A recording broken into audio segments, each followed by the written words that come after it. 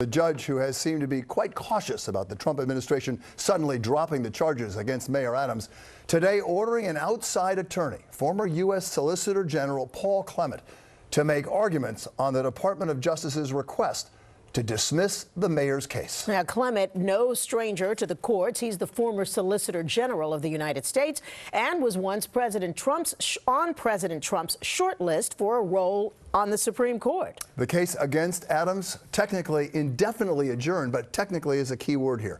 The case remains still very active. Oral arguments could happen in the coming weeks, and a full trial, well, that could take longer than anticipated. All of this happening as Mayor Adams contends with new restrictions set by Governor Hochul. Eyewitness News reporter N.J. Burkett sat down with the mayor this afternoon to address these new developments in his case and talk about his job. He's live on the Upper East Side with the latest. NJ? And right, Sandra, the mayor says he respects the legal process and would like his case to be over. We sat down with him here at Gracie Mansion this afternoon, where he wanted to set the record straight about his motives and his willingness to work with the White House.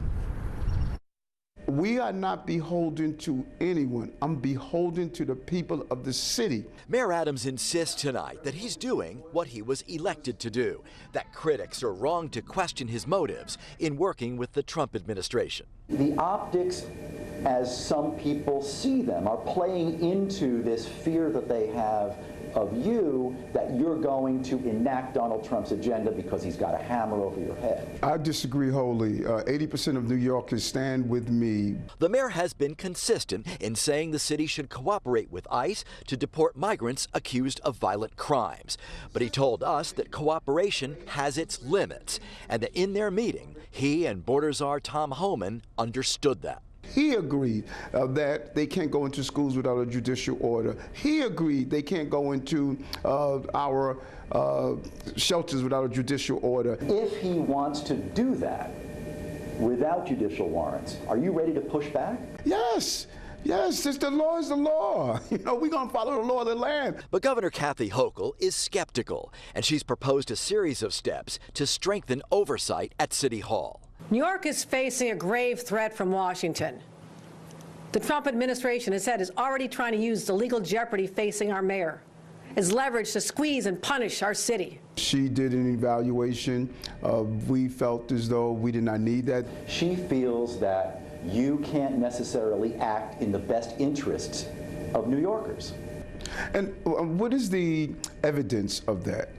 Look at our successes. You know, even after this ordeal was announced, we have not moved backwards. We moved forward. Decreased crime, record number of jobs. A subway system is safer. So I don't know what are the actions. Well, despite the optics, the mayor clearly believes that people should not be suspicious of his motives, and he takes issue with the governor's newfound approach to dealing with the Trump administration, telling me, quote, "I'm not going to get into a yelling match just because it feels good." More from my interview with the mayor coming up on Eyewitness News at 6 o'clock tonight. For now, we're live on the Upper East Side. N.J. Burkett, Channel 7, Eyewitness News.